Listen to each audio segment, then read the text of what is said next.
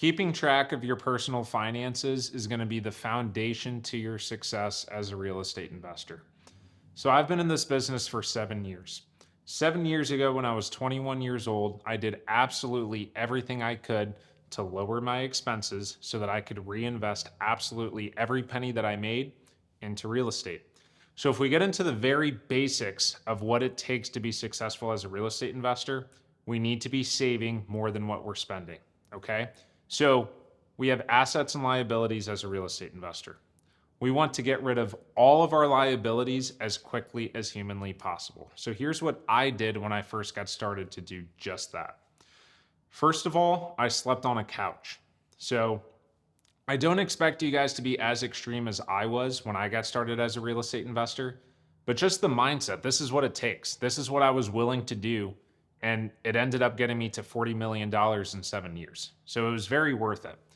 I slept on a couch and I Airbnb'd my rooms. This lowered my cost of living, which is the number one expense that any American has, their mortgage, their rent. So I slept on a couch and I Airbnb'd my rooms and I was able to live for free. I basically ate ramen and peanut butter sandwiches every single day for 2 years. Now, again, I was single, I was 21 years old. I don't expect everyone watching this to eat ramen and peanut butter sandwiches in order to be successful in real estate.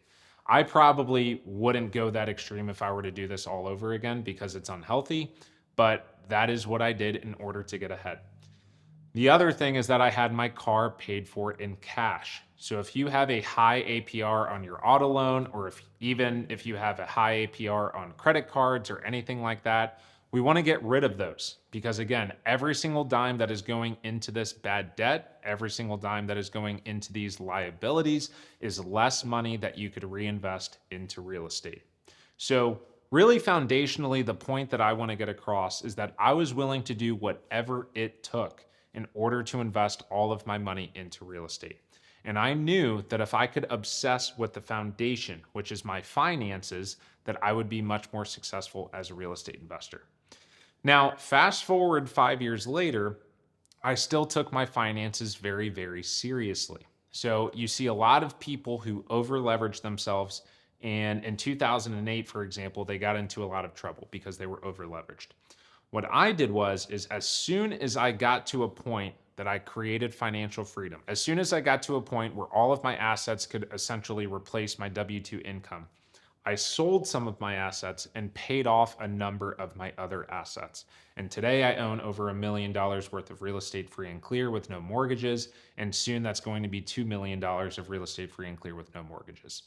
So again, I was very conservative and I focused on my finances. So every single day, I'm always obsessing over how can I lower my liabilities? How can I make sure that more money is going into my pocket every single month so that I can take care of my debts and so that I can invest all of my money into real estate? Today, I take those exact same principles.